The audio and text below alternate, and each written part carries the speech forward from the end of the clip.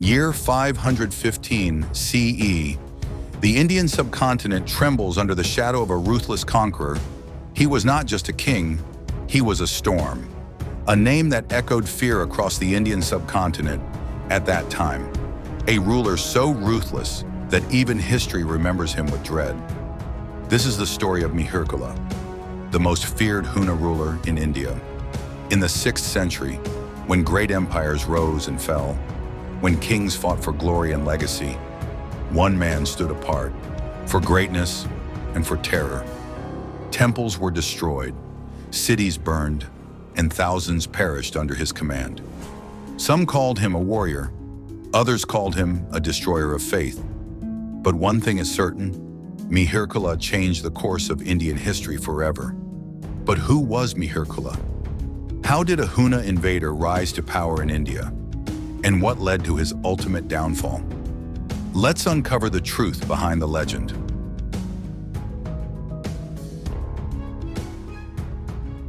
The White Hunas, known in history as the Hephthalites, were a dominant Central Asian confederation between the 4th and 6th centuries CE.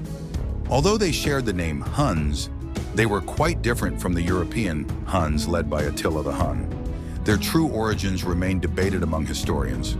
Some believe they were of Turkic origin, others connect them to Iranian, Bactrian roots, while many consider them a mix of nomadic steppe tribes. Chinese sources referred to them as Yeda or Hua, while Indian texts called them Hunas, White Huns, Kashmir Huns. The term White Huns itself may have referred to their lighter complexion or possibly a geographical label, as white often symbolized the western direction in Central Asian traditions. Their homeland was located in the regions of Bactria and Transoxiana, which today include parts of Afghanistan, Tajikistan, and Uzbekistan. Around 400 CE, as the powerful Kushan Empire declined, a political vacuum emerged in Central Asia, and the White Hunas quickly rose to fill it. Within a short time, they expanded into a vast empire stretching across Central Asia, reaching into Persia, and eventually moving toward the Indian subcontinent. Before turning to India, they proved their strength by repeatedly clashing with the mighty Sassanid Persian Empire. In a dramatic event in 484 CE, they defeated and killed the Persian king Peraz I, establishing themselves as a formidable superpower of the time. After securing their dominance in Central Asia and weakening Persia, the Hunas turned their attention toward India. They invaded through the northwestern mountain passes, most likely the famous Khyber Pass, entering regions such as Gandhara. At that time, the once great Gupta Empire was already weakening, making it easier for foreign invaders to penetrate deeper into the subcontinent. The Hunas advanced steadily, raiding cities, establishing control, and expanding their influence across northern India. It was during this phase of expansion that one ruler rose above all others, Mihirkula, who would soon become the most feared face of Huna power in India.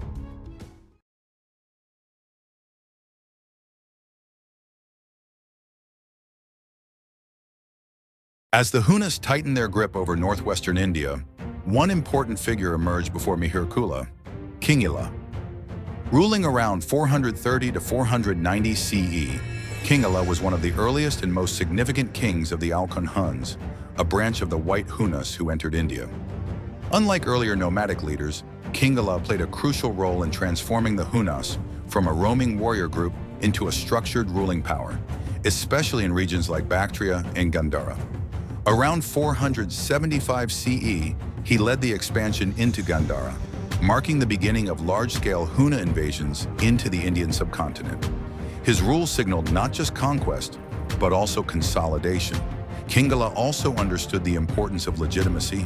Coins issued during his reign carried his name and image, often imitating the styles of earlier powerful empires like the Kushans and Sassanids.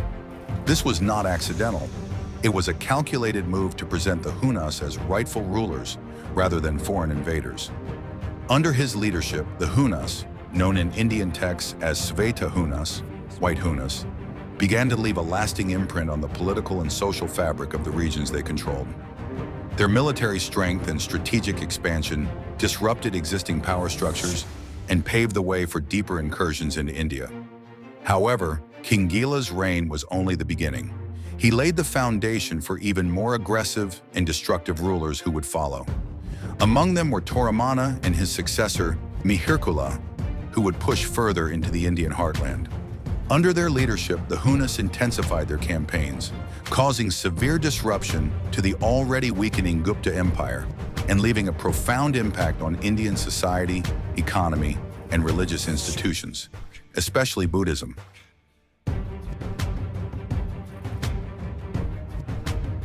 As the Hunas strengthened their control under leaders like Kingala, their ambitions pushed them deeper into the Indian subcontinent. By the late 5th century, the first major wave of Huna raids began in the region of Gandhara, gradually expanding into northern India. Historical accounts suggest that by around 520 CE, their presence had become firmly established, with foreign observers like the Chinese pilgrim Song Yun noting that the Hunas had already conquered Gandhara and installed their own rulers there. This marked a turning point. The Hunas were no longer just invaders, but rulers of Indian territory. However, their expansion was not uncontested. At this time, the powerful Gupta Empire still stood as a major force in northern India. Under the leadership of Skandagupta, the Guptas mounted strong resistance against the advancing Hunas. Inscriptions such as the Unagad inscription of 457 CE describe how Skandagupta achieved victories over hostile kings and tribes, which historians believe included the Hunas. These early invasions were initially repelled, demonstrating the strength and resilience of the Gupta military. Yet this victory came at a heavy cost. The continuous pressure from Huna invasions stretched the resources and stability of the Gupta Empire. Skandagupta, often regarded as the last great Gupta ruler, managed to hold back the tide temporarily, but after his reign, the empire began to weaken rapidly. This gradual decline created the perfect opportunity for the Hunas to regroup, reorganize, and launch even more aggressive campaigns into India.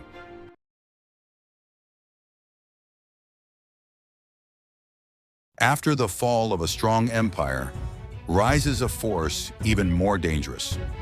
After the death of Skandagupta, the Gupta Empire began to lose its grip over northern India. Once a symbol of power and stability, the empire now struggled to defend itself against repeated Huna invasions.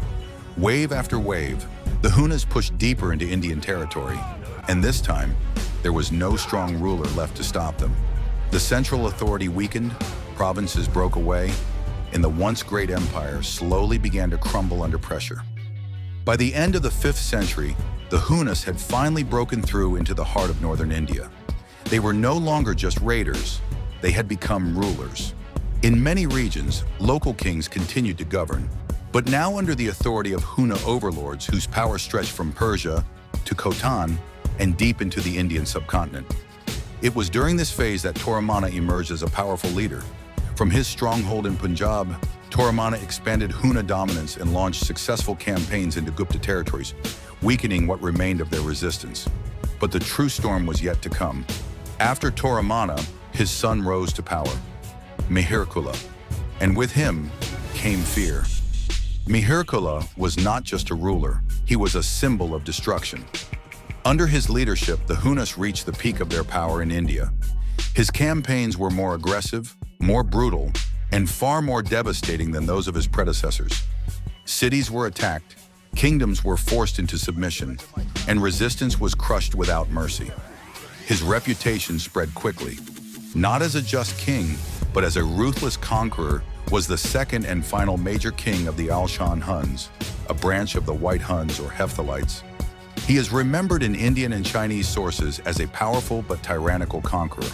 Buddhist accounts portray him as one of the most brutal persecutors of Buddhism in ancient India.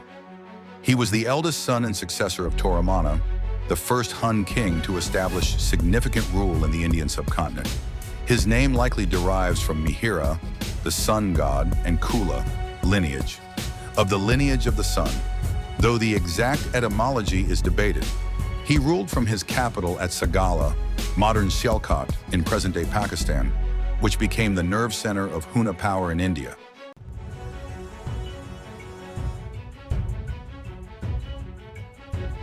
Mihirkula inherited and expanded his father's territories. By around 520 CE, when Chinese monk Song Yun met him, He controlled a large army with thousands of elephants and cavalry. He conquered or raided central and northern India. Inscriptions, for example, Gwalior, show his influence reached as far south as Iran, near Sagar, Madhya Pradesh. Cosmas Indicopleustes, 6th century Alexandrian traveler, called him Gallus, Lord of India with 2,000 elephants, forcing tribute. He is described in ancient sources as an overlord who commanded the submission of many petty kings across northern India. The Chinese Buddhist pilgrim Xuanzang Huansang, who visited India in the 7th century, nearly a century after Mihirkula, recorded vivid local accounts of his reign, calling him the sovereign of all India who demanded tribute from all other rulers. Mihirkula inherited a fragmented empire from Toramana, who had already pushed into central India, for example, the Battle of Iran circa 510 CE. He consolidated and expanded aggressively, aiming to link Central Asian territories with a Bactria to India dominion. His army was nomadic style, elite cavalry archers supplemented by thousands of war elephants. Cosmas Indicopleustes, writing circa 520 to 550 CE, calls him Gallus and says he commanded no fewer than 2,000 elephants, plus a great force of cavalry while forcing tribute across India. Circa 515 to 520 CE, inherited northwestern territories, Punjab, parts of Gandhara. By 520 CE, when Chinese monk Song Yun met him, he had conquered Sindh and established a military encampment on the borders of the Jhelum River. He already controlled a vast force and was raiding deeper.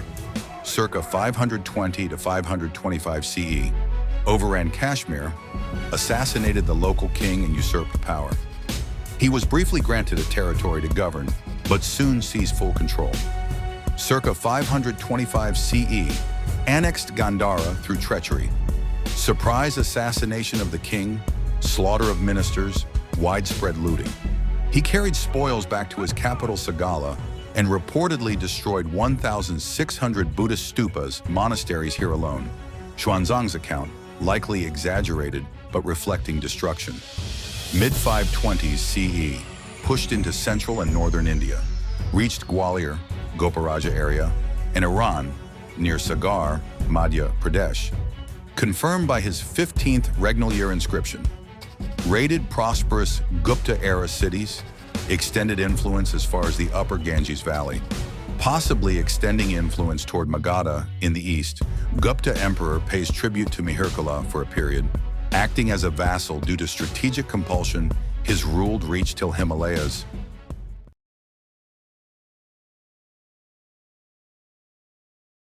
As Mihirkula carried forward the legacy of his father Toramana, the Huna Empire in India reached its absolute peak. From their stronghold in Punjab, they expanded across vast regions, including Uttar Pradesh, Rajasthan, and even parts of central India like Aran. Their campaigns were relentless. Cities were destroyed, villages burned, and many Buddhist monasteries were reduced to ruins, some of which, historians note, were never rebuilt again. Under Mihirkula, the Hunas appeared unstoppable, powerful ruler who controlled regions like Kashmir and Gandhara, and even exaggerated his reach to distant lands like Sri Lanka. Foreign writers like Cosmas Indicopleustes refer to him as the King of India, highlighting the scale of his influence, even if somewhat overstated. His capital was established at Sakala, modern Sialkot, from where he commanded his expanding empire. But Mihirkula's rule was not just about conquest. It was also marked by extreme religious intolerance and harsh treatment of local populations. His persecution, especially of Buddhist institutions, turned many against him. This growing resentment weakened his support within India, making it easier for opposition forces to rise against him. At the same time, events beyond India were also shaping his fate. In Central Asia, the Hephthalites were facing devastating defeats at the hands of rising Turkic powers. These losses cut off the steady flow of reinforcements and support that had once strengthened the Huna presence in India. Slowly but surely, the foundation of their power began to crumble. Sensing this weakness, Indian rulers united once again. The Gupta ruler Narasimhagupta, along with powerful allies like Yashodharman, launched a strong resistance against Mihirkula.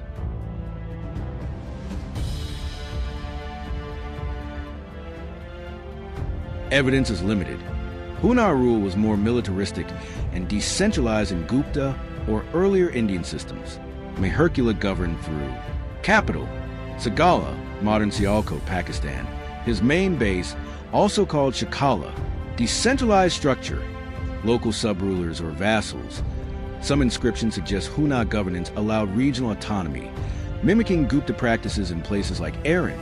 He placed garrisons, possibly at Gwalior/Gaparaja, and relied on military commanders, inscriptions as evidence.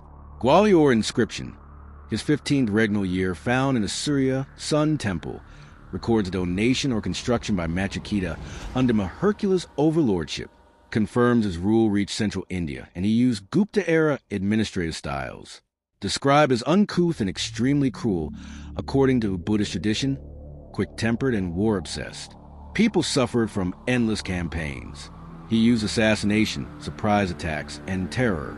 Granted lands to base Gandharan Brahmins, according to Kalhana, for build temples.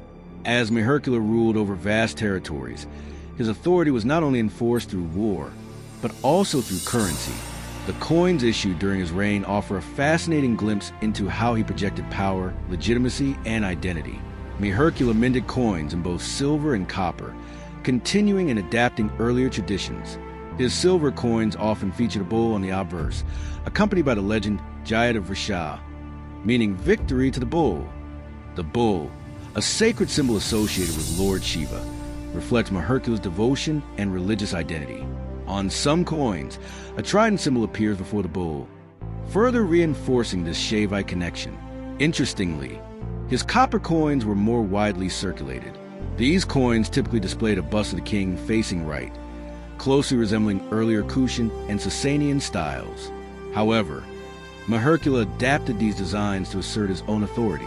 On the reverse side, the bull symbol reappears, maintaining a consistent message of power, religion, and continuity. Some coin types even follow the Kushan tradition more closely, depicting a standing king on the obverse, along with inscriptions like Shahi Mihirkula. This was not just artistic imitation, it was a deliberate political statement. By adopting established coin styles, Mihirkula aligned himself with earlier great empires, presenting himself as a legitimate and rightful ruler rather than a foreign conqueror.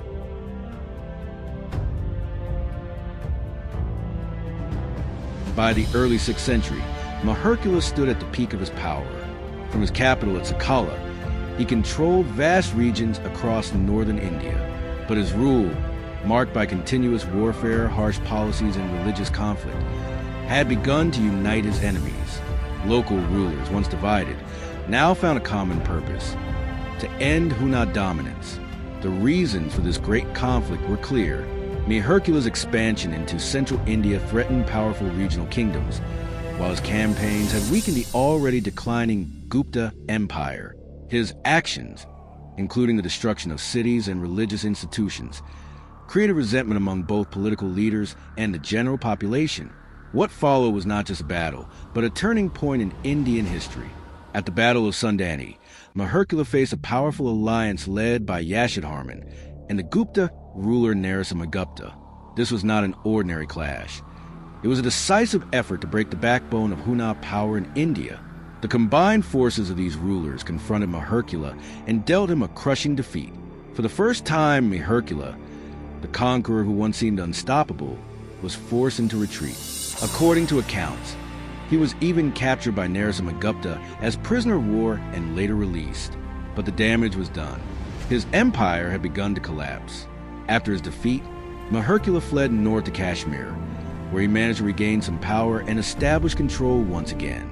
For a brief period, it seemed like he might rebuild his lost strength. He overthrew the Kashmiri king and installed himself as ruler of the valley. From Kashmir, he launched fresh campaigns. He later moved toward Gandhara, continuing smaller campaigns. He invaded and ravaged Gandhara, allegedly sacking the kingdom and massacring its population. He reportedly murdered the king of Gandhara and destroyed its great Buddhist establishments, but the scale of his power was never the same. The once great ruler was now fighting to survive in fragments of his former empire. Xuanzang recounts that the Gandharan king, faced with certain defeat, sent his own mother out as a peace envoy and ultimately surrendered, and Mihirkula had him killed anyway. Mihirkula died around 542 CE, possibly in Kashmir. His death did not come from a dramatic battlefield defeat, but appears to have been from natural causes, possibly illness, in his final years as ruler of Kashmir and Gandhara.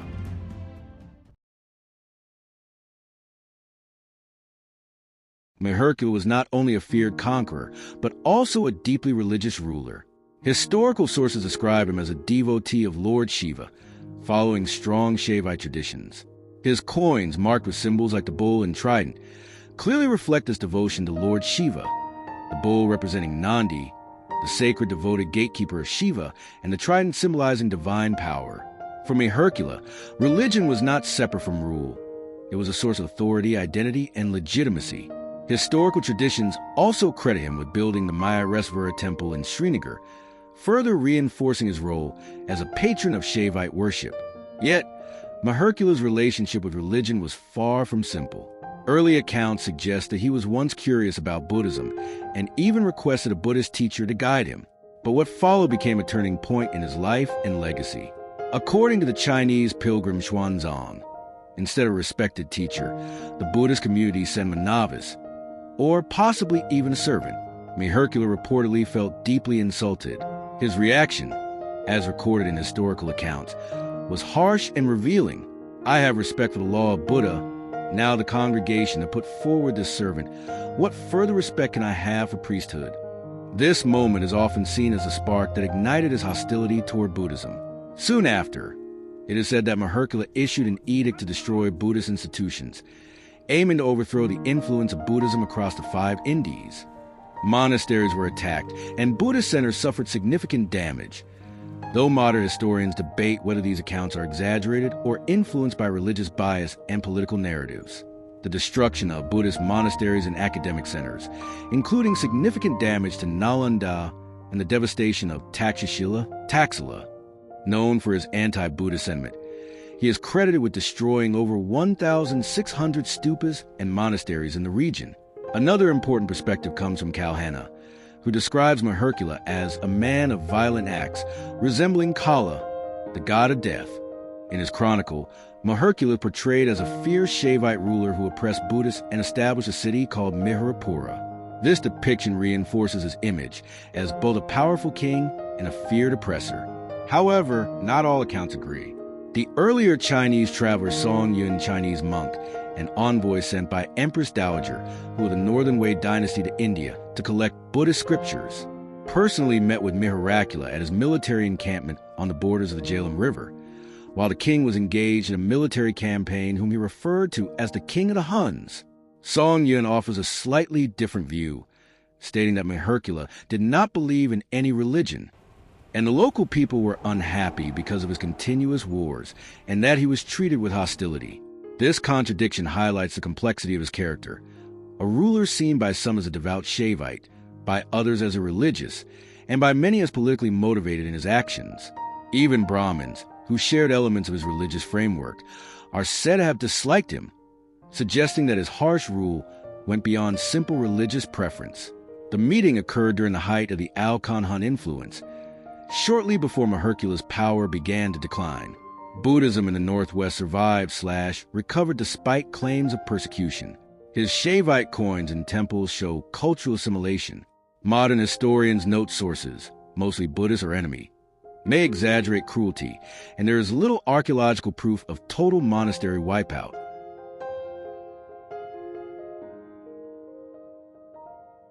While rulers like Mihirkula are often remembered for their brutality, the world of the Hunas was not defined by war alone.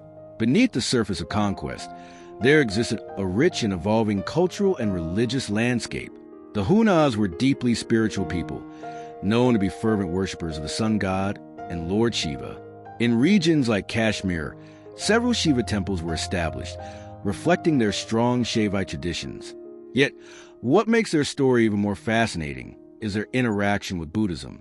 After the death of Mihirkula, the places like Balmain and Gilgit, Buddhism did not disappear. Instead, it adapted and flourished in new forms.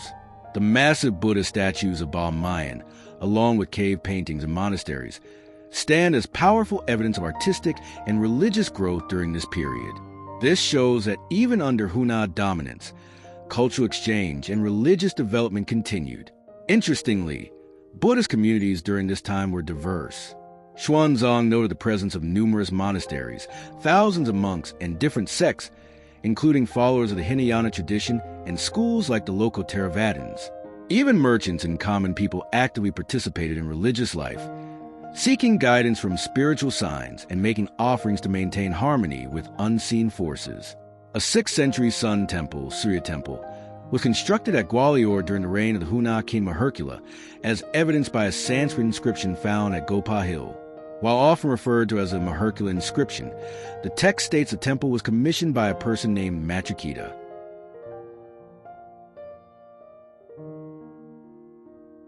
After the decline and death of Mihirkula, the Huna presence in India did not vanish immediately.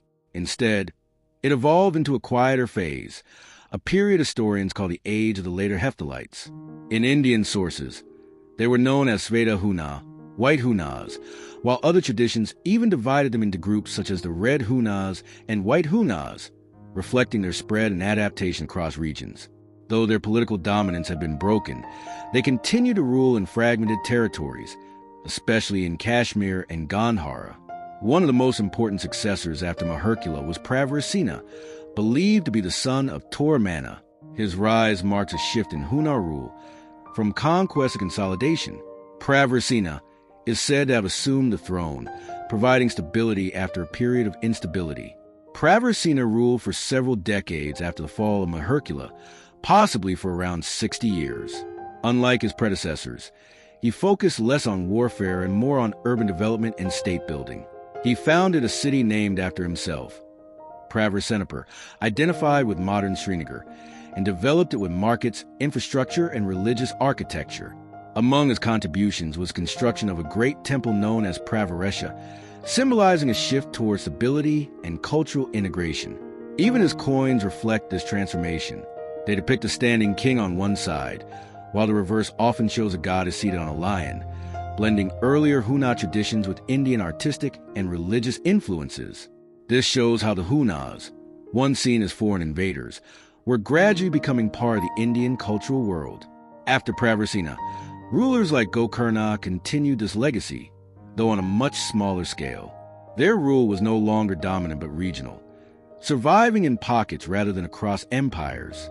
Meanwhile, in Kashmir, later rulers such as Yudhishthira was the last great Huna ruler carried forward Huna authority for a time, but eventually, they too were overthrown by Pratapaditya, son of Durlavardhan, and father of famous great King Lalit Aditya Muktapida of Karkotas. This marked the final decline of independent Huna rule in India.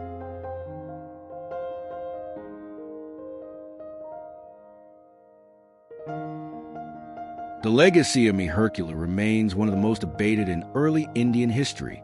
For centuries, he has been portrayed as a ruthless destroyer, a king who persecuted Buddhism and ruled with extreme cruelty. Much of this image comes from accounts written by Buddhist chroniclers and rival powers, who had both political and religious reasons to depict him in the harshest possible light. This raises an important question. How much of what we know about Mihirkula is history and how much is perspective? It is true that several sources describe Mihirkula as hostile toward Buddhism, even claiming that he ordered the destruction of monasteries. However, modern historians caution that these accounts may be exaggerated. Most of the surviving records come from Buddhist writers or enemy courts, and there is limited archaeological evidence to support the idea of a complete or systematic destruction of Buddhist institutions. In fact, Buddhism continued to survive, and in some regions, even recover after his reign. This suggests that while conflict certainly existed, it may not have been as absolute as some sources claim. At the same time, Mihirkula's own actions reveal a different side of his rule. His coins, marked with Shaivite symbols like the bull and trident, and traditions about temple construction, show that he actively adopted and promoted Indian religious practices. Rather than remaining a foreign invader, Mihirkula gradually became part of the cultural landscape he ruled. His reign reflects a process of assimilation, where Central Asian traditions blended with Indian beliefs, political systems, and artistic expressions. In the end, Mihirkula cannot be seen in simple terms of good or evil.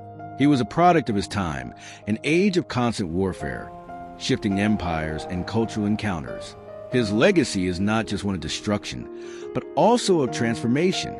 He represents a moment in history when foreign powers entered India, fought fiercely, and yet eventually became part of its civilization.